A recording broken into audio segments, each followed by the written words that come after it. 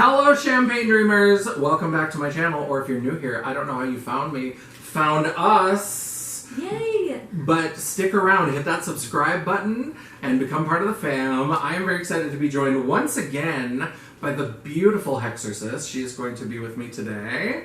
And today, we're going to be living with some disappointment. We're going to be talking about the bottom 5 disappointments in horror for the last 5 years. There are lots to talk about. There are many to talk about. And so that we can end on a high note, Hex is also going to give us some recommendations of some great horror that she has seen this year, as well as some upcoming horror that she's very excited about. So I'm ready to get into it. Are you ready to get into it? Yeah, let's do it. Let's go.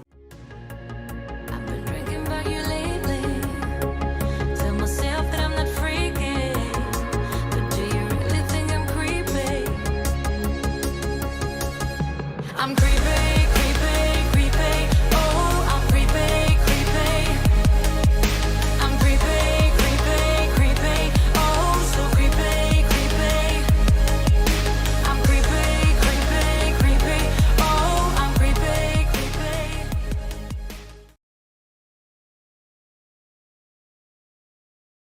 Alright, in the number 5 spot, if you didn't see our part 1 to this, you'll definitely want to check it out. I'll make sure that it's linked up here so that you can see it. But it did come up briefly, and I said I will save my comments. And that is Fear Street 1994. That was the first one? The first one. Okay. I was so excited because I am old enough. You are so young and petite and beautiful. You probably don't remember the first run of Fear Street books, but I do. When I was a kid, before Goosebumps, I was reading Fear Street books and I loved them. And I was so excited when I heard they were doing a trilogy. And the first one, there's definitely some call-outs, there's some callbacks. You know, one of the most recognizable book covers shows up in the Walden books in the opening scene. It's so good, however, the first movie, it just didn't hit for me. I was so disappointed. And I liked that they had a little lesbian couple at the center. And they had some really interesting kills that I thought were fun. So for Gorehounds, it's got some fun scenes. It's got some WTF moments. So that was great. It just didn't hit for me. There was something about it that didn't feel right. I felt like 1978 was a bit better. And I thought that 1666 slapped. I thought the last one was good. I really liked the last one. It's just, it was such a torture to get there through the first two that I was like, oh, if the first two could have been as good as the last one. What did you think about the series? For my taste in horror, I am not a slow burn lover. I need, action, straight to the point. I'm a gorehound. I would actually put the 1666 at the bottom. At the bottom. Interesting. Okay. I don't even know if I got through it, actually. I don't know. Because the first one had, Scream vibes. And that's very me. I really would like a rewatch. Yeah. There's also certain little things that'll throw me out of something. And I think for that first one, this is going to seem so petty. But the fact that this, because she was established as a high school kid. Yeah. Maya Hawke. The idea that a high school student would be closing a mall store by herself was so ridiculous. And then the fact that, the mall, she had a customer, and then the customer left, and the mall is immediately, entirely vacant. Somehow all the other stores don't have any people. I was just like, what? So it was just as a mall worker. Yeah. I was like, this is not true. This is not right. I was like, this little high school student would not be left alone to close this store. And there was something about that kicked me out of it for so long. It took me so long to get back into the groove of it. Because I was like, oh, we really just don't care about reality. We're trying to do realism, but we don't care. We want a good setup for a shot. And so we'll just not care about reality. There was something about that just hit me wrong. And you're allowed to think that way. But I did, I love Fear Street, the series. Yeah. And I did think it was good. The second one was pretty good. Except that, again, once I started to, get out of the movie itself and think about it, I was like, we got so much perspective. Most of the perspective was from the sister that they did that switcheroo at the end where you thought that Sadie Sink was going to be the one that got killed, and it turns out that it's her older sister that gets killed. But everything was from the older sister's perspective when they weren't together. So I was like, well, how does she know what the fuck happened? Like, she's retelling this story, but she's telling everybody else's point of view and what everybody was doing. And so I was like, if you're going to use a plot device, you have to use it right. There was just something about it that I was just like, oh, this can't happen this way. It doesn't make sense. Yeah, this one was kind of... I definitely want to have a rewatch because some of it's blurry to me. I don't remember very much, but I do remember liking some aspects of the series. I did. It was just more of a disappointment for me. I didn't think it was terrible, but I just was like, oh. Especially because I was such a Fear Street fan that I was so excited when I heard these were coming. I think they're making new ones. I have heard that, so I'll tune in. Knock on wood, hopefully they'll do better. Yeah. Let's move on to number 4, shall we? All right. In the number 4 spot, let's hope that they are not kidding, because Halloween Ends should have ended before it ever began. What did you think about Halloween Ends? I think that if it wasn't a Halloween movie, that it could have been fun. Yeah. I mean... There's so much expectation because it is not just a Halloween movie, because it's been built up so much with the trilogy. And of the like lore. And the lore and all this stuff. I felt like it could have been... It was kind of like 2 potentially really good movies that somehow just got cluster jammed together, and it became terrible because they couldn't do either story justice. Because I think everybody was waiting for the big Laurie Strode, Michael Myers showdown. And of course we end with that, but most of it is about that Corey Cunningham kid that like becomes a monster because the town ostracizes him or whatever. Either of those stories could have been really interesting. I think what would have been really fantastic is if Halloween Kills, which, spoiler alert, we're going to talk about that. If they had made that movie the Laurie Strode, Michael Myers showdown, because then people would have been like, it's a trilogy though. So what's coming if we've already done this? And then they could have brought in this new story that's a new perspective, that's a new way of presenting it. I think, I mean, the Chinbeards are always going to be mad about something, but I think that they could have, like, gotten over it, and at least it would have been something that, like, makes sense and takes it in an interesting direction. But instead they did that halfway and then kept the Laurie Strode, Michael Myers, and mashed that together for the end, and then Halloween Kills just as this filler movie. Yeah. So I didn't... Laurie Strode in the hospital, like, damn near the whole movie. She was in the trailer as much as she was in that movie. We'll talk about it. I'm so mad about it. It still makes me mad. The Corey and Michael memes, though, on the most... Yes. I did enjoy that.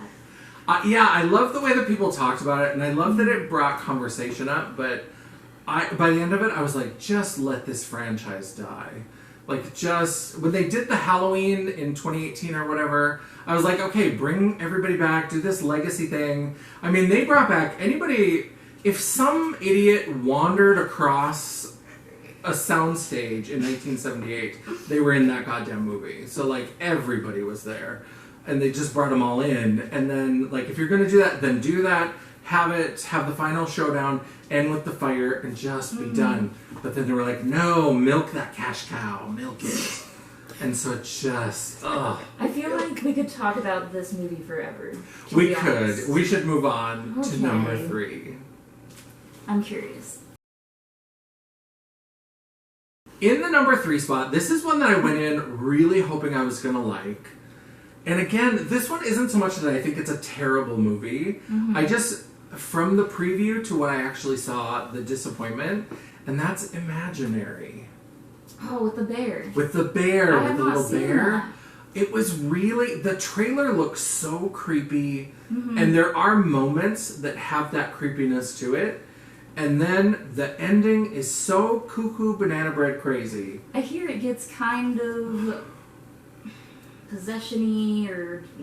kind of, like, it's just weird. And then there's this famous actress, I'll put her name on the screen because, of course, I never remember it. She's got this small role, and then she becomes, you know how in horror films sometimes there's, like, the person who seems innocent and they end up sabotaging things. She's kind of that character. Okay.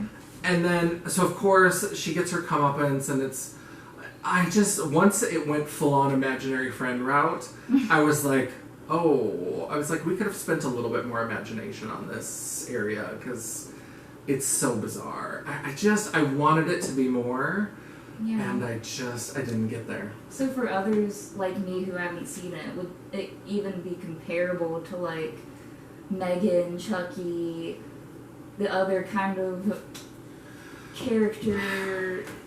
So it's kind of, I mean, Annabelle. it's very possession-y. So there's this teddy bear, and the teddy bear keeps showing up in different places, and the little girl is talking to the teddy bear, and, like, I don't know if she's the adoptive mom or the stepmom, I can't really remember, but they move back to her childhood home, and her dad is, like, in an institution, and he's kind of gone feeble-minded, and he sometimes says weird things that she doesn't understand. And then it turns out that this same thing that's happening to the girl happened to her. And she's kind of forgotten some of it because she thought maybe it was just childhood imaginings. And then she finds out that this happened to her, and her dad protected her, and that's why he is the way that he is. And so kind of your typical Blumhouse movie. Yeah, so it's just kind of, it's trying to do this sort of, like, childhood trauma thing, but it does it in such a weird way. I thought it was okay. I thought it was worth a watch, but I just felt like the ending, when we started to get the actual reveal of what was happening and the sort of imaginary world, it just kind of got really weird and fell apart. I can't wait to see it so we can talk about it later. Yes, it is worth a watch. Definitely watch it. Yeah. We'll have a conversation about it. All right, we're going to get into the top 2. You ready for number 2? Yes. I have a movie in mind, and if it is not in either of these 2 spots, I will be shocked. Okay, what is it? The Texas Chainsaw Massacre. The new one. That is not on my list. Ooh. I actually didn't mind that, but I think that I like Texas Chainsaw Massacre, but I don't have the same sort of fandom, appreciation, love for it. Yeah. To where it rubs you the wrong way. Yeah, so I think that people who are really fans of Texas Chainsaw Massacre, the new one, I can see how that one, it just, like, rubbed them. To me, it's just, like, another interpretation of it, and I'm like, oh, it's a fun, different interpretation. It's a different take. We get to see Sally Hardesty again, and so I was like, okay, that's interesting. But I can see how, like, fans, if you're a diehard fan, I can see why that doesn't do it. If you want to see my video all about Texas Chainsaw Massacre and how it is not a slasher film, then check it out right here. Yeah, so that's not the one. Okay. So my number 2 is Skinamarink. We talked about it a little bit in the last video. And for me, it was such a disappointment because all I heard about was, oh my god, there's this new movie that's like nothing else. You have to see it. It's so different. It's so... It was different. It was so different. It was. And it definitely had a perspective, but it was a perspective that annoyed the shit out of me. Like, it felt more like anxiety than horror.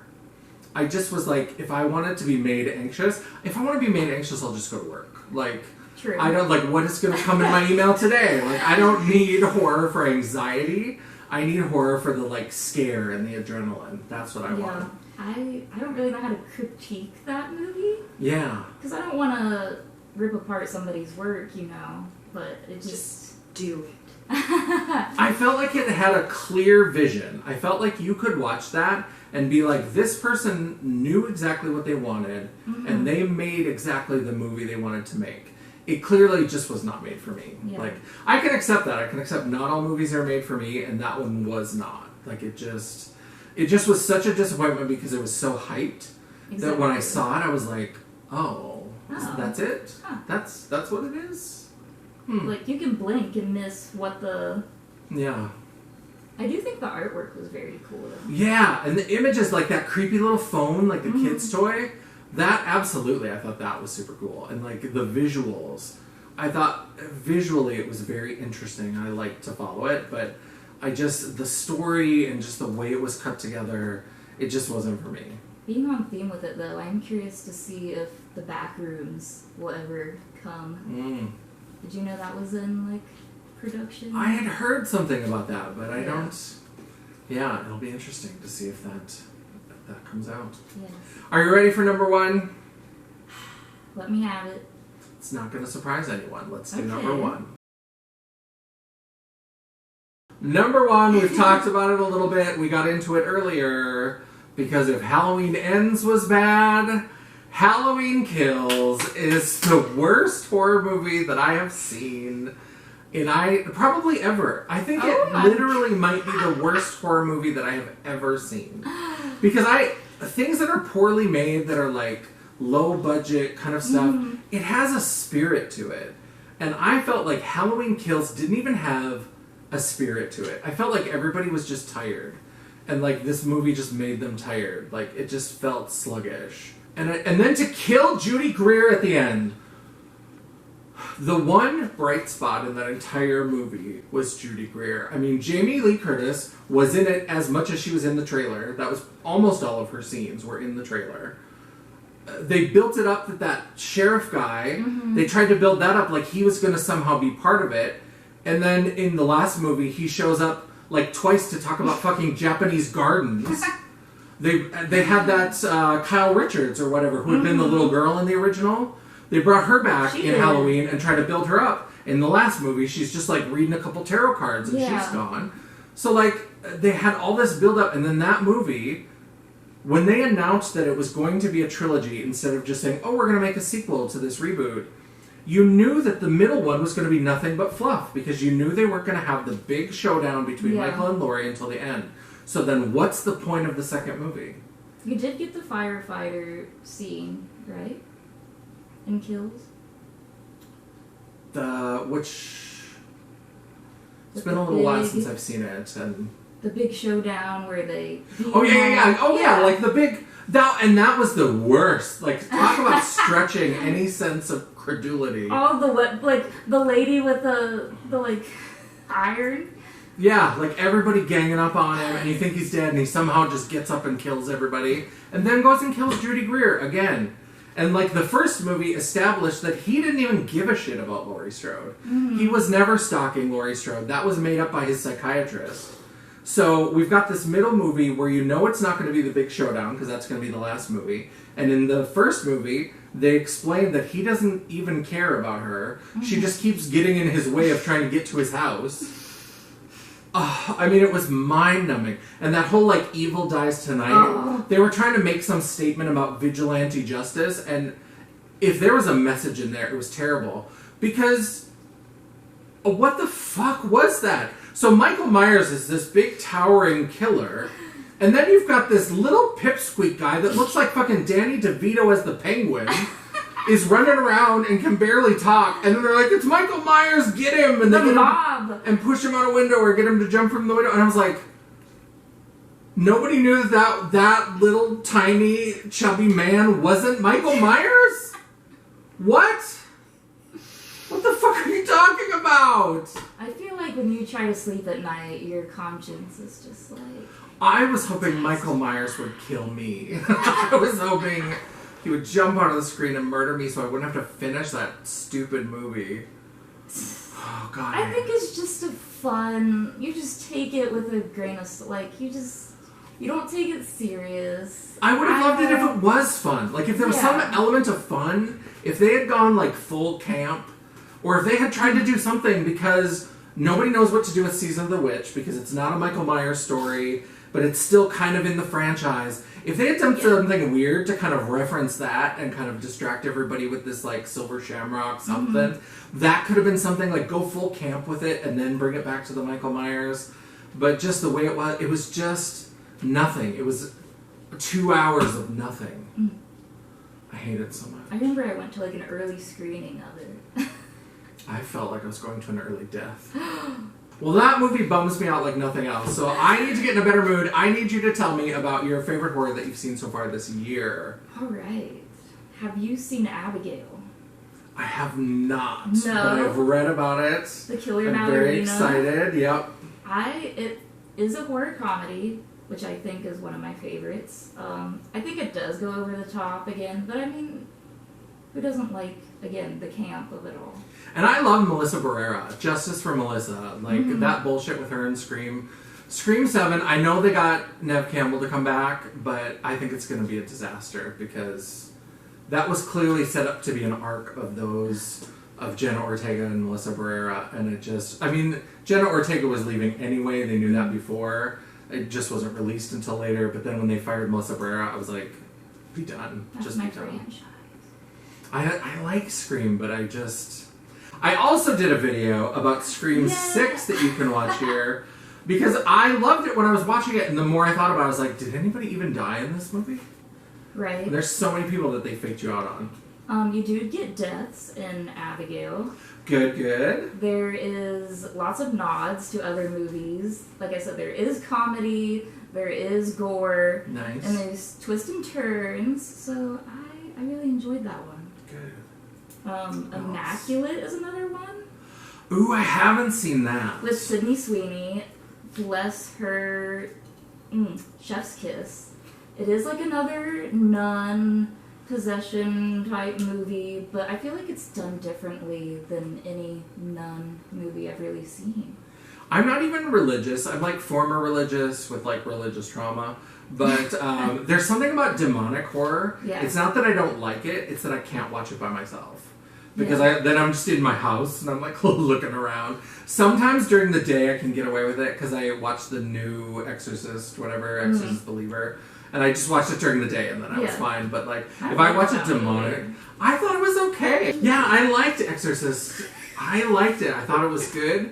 It was never going to be on a top No. anything list for me, but I thought it was interesting. And because for me, I understood the ending, but I felt like they didn't make it very accessible. It took me a long time, and then all of a sudden I was thinking about it, I was like, oh, I get it. Because the whole thing is about, I mean, they have the setup where they bring in the people from the different faith backgrounds, and they're like, it's not about whose God it is, it's about belief.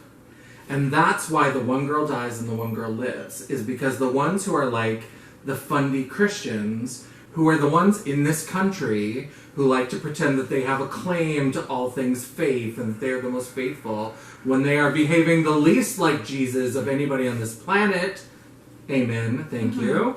The father is the one when the girl says like, pick me and I can live or whatever, because the other one, the other guy, he like wouldn't give in and just like, even when his daughter felt like it was gonna die, he was just like, no, and I'll hold her and comfort her, but I have faith in this process.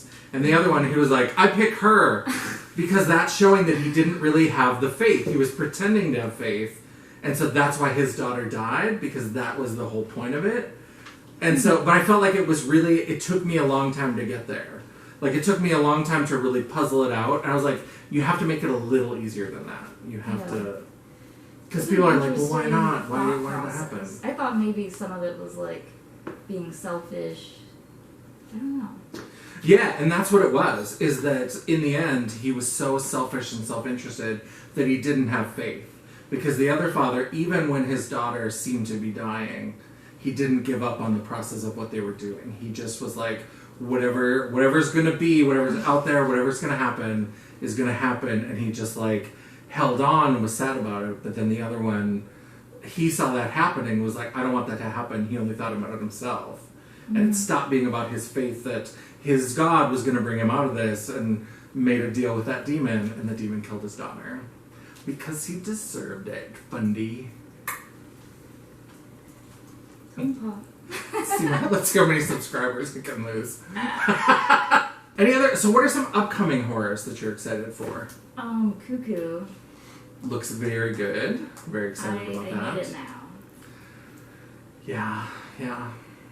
Do you have any that you're excited about? My brain is terrible because I just went to Maxine and every trailer before Maxine, I was like, oh my god, I want to see it. Oh my god, I want to see it. Can I remember the name of a single one? No, I can't. There was one with Halle Berry where they're in the woods. Oh, I did. And the kids with the ropes. Yes. That looks so good. Do I remember what it's called? No, but it looked so good and so creepy. It looked like sort of a different take on Bird Box, a kind of Bird Box, where they have to stay tied, and if it comes untied, they're like vulnerable. I didn't understand it, but I was like, this looks so good. And I know there was another one that was in that I could not remember. Smile 2. I know Smile 2, I'm nervous about it, but I am definitely looking forward to it. And Lisa Frankenstein, did you love it? Yes, I did love Lisa Frankenstein. I love... Not really horror per se. I love Diablo Cody. It took me a second to get her name, but I love her. One of my top 3 favorite movies ever is Young Adult. And so, it's so good. If you want to watch an actual mental breakdown in real time, Charlize Theron should have gotten an Oscar for that. Because the ending scene where she's at the baby shower and she has a like full-on meltdown, I felt like I was watching a real one in real time. It's so uncomfortable and so perfectly done. I think she should have an Oscar for it. It's so good. And Diablo Cody is so clever. And her writing is so good to see her tackle horror after Jennifer's Body, because Jennifer's Body was so good, and then they marketed it as like big titty Megan Fox, like come see her, she got big titty, she's pretty, and it's like it was such a smart, good movie, and then people didn't know what it was going to be, and so then it got trashed, and it's such a good movie. 2009 was not ready for that. Not ready at all. They were so good in that movie. Well, thank you so much for joining me again. Yes. I'm so excited. Check out Hex. We'll have all of her stuff linked down in the description box below. She lives in Ohio, so I don't get to see her, but maybe once, twice a year when they come up here for photo shoots. So I'm so excited you decided to come on the channel. And thank you for having me. This was a blast. I cannot wait to discover new horror to talk about on Instagram. Find us on Instagram below. All right, that is the video. Thank you so much for watching. I hope you'll leave us a comment below. Let us know what your big disappointments were. If you want to argue with us about our choices, Brooklyn, if you want to leave me a comment on my YouTube, you can go ahead and leave it in the comments below. While you're down there, don't forget to give us that thumbs up to let us know you like the video. Or if you think we have terrible taste in movies, you can give us the thumbs down. Or leave us a comment. Or leave a comment. It is all engagement. The algorithm isn't a picky bitch, and neither am I. Neither are we. And a little. Probably not. You haven't seen all the men I've dated. While you're down there, don't forget to hit subscribe and hit that bell icon so you'll be notified of all new uploads. I try really hard to make sure I have at least one upload a week. Sometimes.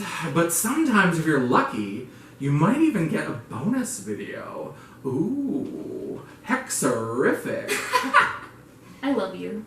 And if you'd like to chat, banter, or commiserate between uploads, all of our social media will be linked down in the description box below, including a link to my website, The World of Champagne, at JanessaJ.com. Thank you so much for watching. I love and appreciate all of you. I love you and adore you, and I'm so glad that you are here with me. I love you. Oh, I love you. And until I see you again, bye. Sexy lady. Sexy lady. All right, are we ready? That was like immediately after Janessa saw that first Fear Street. I remember you telling me about that retail thing because we're both former mall workers, so we're like, no, that's not what would happen. I love the memes. But like, Michael and Corey on the fight together. Yeah, I just didn't want it to be what it was. And if you would like to... No, what's next? And if you'd like to chant? Yeah. So much better. Wait, COLLAB, is that on your list? It should be on your fucking list. I didn't really make a list. You shit your pants during COLLAB. I know, I love...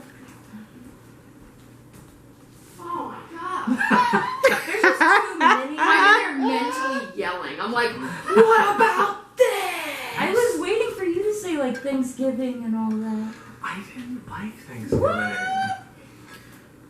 It was the first real slasher we've seen in years.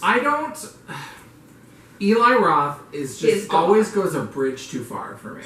He is exactly the man I need. And he thinks, because I think that he's got that like film school student attitude where he thinks he's better than he is. No. And I feel like I can see He it. I can loves feel cheesy it. horror movies. He loves cheesy, And but then, Italian movies. but When you I mix feel like, that, it's odd. and I feel like when you watch it, you can feel him being like, "I'm making the best example of this ever." Maybe I don't he think he just feels has that that way. Oh, I face. just He Yeah. has a farm of miniature horses in the Netherlands that he rides. And he's like, I have the best miniature horses I have the best ever. miniature- No, he's out there like, holy shit! Look so at these precious. miniature horses. He's feeding them, but also doing push-ups and being like, ooh.